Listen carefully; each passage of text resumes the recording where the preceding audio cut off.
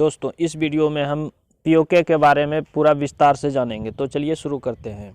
भारत और पाकिस्तान के बंटवारे के बाद जम्मू कश्मीर दोनों देशों के लिए सबसे विवादित विषय बना हुआ है और आज के समय में कश्मीर दो हिस्सों में बंट गया है। आज कश्मीर का जो हिस्सा भारत से लगा हुआ है वह जम्मू और कश्मीर के नाम से जाना जाता है और जो कश्मीर का हिस्सा पाकिस्तान से लगा हुआ है उसे पीओके के नाम से जाना जाता है।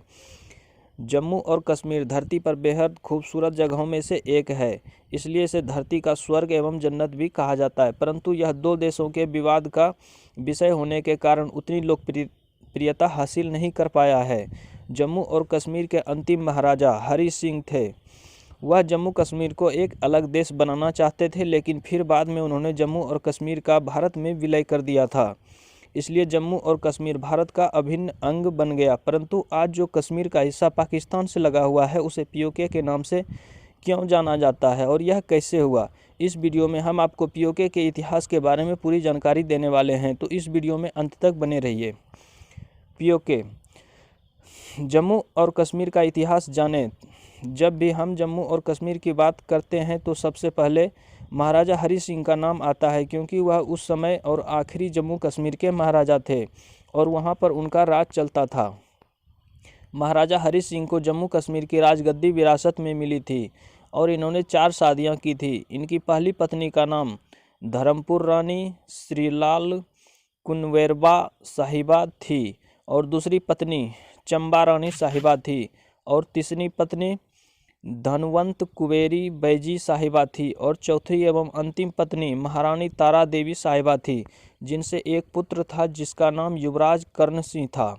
1947 में भारत की आज़ादी के बाद भारत और पाकिस्तान अलग अलग देश बने और उस समय भारत में रियासतें हुआ करती थीं। भारत और पाकिस्तान के बंटवारे के समय अंग्रेज़ों ने वहां की रियासतों को अपनी इच्छा अनुसार भारत और पाकिस्तान में शामिल होने का विकल्प दे दिया था, जिसके परिणाम स्वरूप जिन रियासतों में मुसलमानों की संख्या ज़्यादा थी और उसका राजा भी मुसलमान था वह पाकिस्तान में शामिल हो गई, और जहां पर हिंदुओं की संख्या ज़्यादा थी और वहां का राजा हिंदू था वह भारत में शामिल हो गई। और जो रियासत अपने आप को स्वतंत्र रखना चाहती थी रख सकती थी। जम्मू एवं कश्मीर का भारत में विलय महाराजा हरि सिंह जम्मू कश्मीर को भारत और पाकिस्तान दोनों से अलग रखना चाहते थे और इस राज्यों को एक अलग देश बनाना चाहते थे, लेकिन जम्मू और कश्मीर में हालत गंभीर होने की स्थिति में महाराजा हरि सिंह जम्मू कश्मीर का भारत में विलय करने पर हस्ताक्षर किए। दरअसल पाकिस्तान ने जम्मू और कश्मीर पर कब्जा करने के लिए पाकिस्तान सेना ने कबायलियों के साथ मिलकर हमला कर दिया, जिसके बाद महाराजा हरि सिंह ने जम्मू और कश्मीर में सैन्य मदद मांगी और जम्मू और कश्मीर का भारत में विलय कर दिया गया। जिसके बाद भारतीय सेना एयर विमानों के द्वारा जम्मू और कश्मीर में पहुंच चुकी थी और अगले कुछ ही दिनों में पाकिस्तान सेना और कबायलियों को खदेड़ दिया गया। अभी भारतीय सेना पूरे कश्मीर से पाकिस्तान सेना और कबायलियों को खदेड़ ही रही थी, तो उस समय भारत के पहले प्रधानमंत्री जवाहरलाल नेहरू इस मुद्दे को लेकर संयुक्त राष्ट्र में पहुंच गए और जनमत संग्रह की बात कह दी। यह जवाहरलाल नेहरू की सबसे बड़ी गलती मानी जाती है, क्योंकि भारत पूरे कश्मीर से पाकिस्तानी सेना और कबायलियों को खदेड़ने वाला था, जिसके परिणाम स्वरूप 5 जनवरी 1949 को सीज फायर का ऐलान कर दिया गया, जिसके अनुसार जो सेना उस समय जिस हिस्से में थी उसे ही युद्ध की विराम रेखा माना गया, जिसे LOC कहते हैं। इस तरह कश्मीर का कुछ हिस्सा पाकिस्तान में चला गया, जिसे आज पीओके के नाम से जाना जाता है।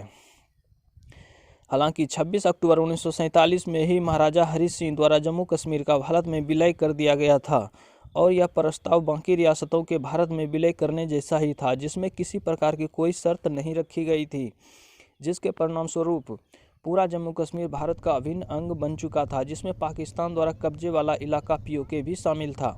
जम्मू कश्मीर में आर्टिकल 370 और 35A का जन्म और हटाना। इसके बाद भारत का संविधान लिखना शुरू हुआ था। इसी दौरान 17 अक्टूबर 1947 में गोपाल स्वामी अयंगर ने संसद में कहा कि आधे जम्मू कश्मीर पर पाकिस्तान का कब्जा है और आधे लोग इधर और आधे लोग उधर फंसे हुए हैं, इसलिए इस राज्य की स्थिति अन्य राज्यों से अलग है, जिसके कारण जम्मू कश्मीर का पूरा संविधान लागू नहीं किया जा सकता। इसलिए जम्मू कश्मीर को नया आर्टिकल देना चाहिए। इस घटना ने जम्मू कश्मीर के इतिहास को नया मोड़ दे दिया, जिसके कारण जम्मू कश्मीर को एक विशेष राज्य का दर्जा दिया गया।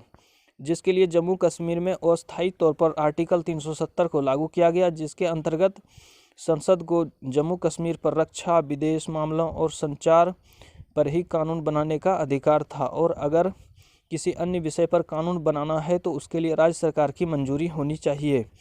इसके बाद 1952 में भारत के पहले प्रधानमंत्री जवाहरलाल नेहरू और शेख अब्दुल्ला के बीच एक एग्रीमेंट हुआ, जिसे दिल्ली एग्रीमेंट कहा जाता है, जिसके अनुसार अनुच्छेद 35A को जोड़ा गया था।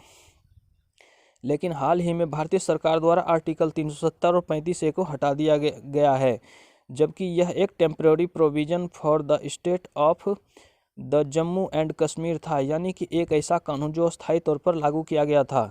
फिर भी कई वर्षों तक इस कानून को जम्मू एंड कश्मीर पर थोपा गया। तो अब आप जान चुके हैं कि जम्मू एंड कश्मीर का इतिहास क्या है और पीओके के। दोस्तों, इस वीडियो में इतना ही। उम्मीद करता हूँ ये वीडियो आपको पसंद आया होगा। अगर ये वीडियो आपको पसंद आया हो तो वीडियो को लाइक करें, चैनल को सब्सक्राइब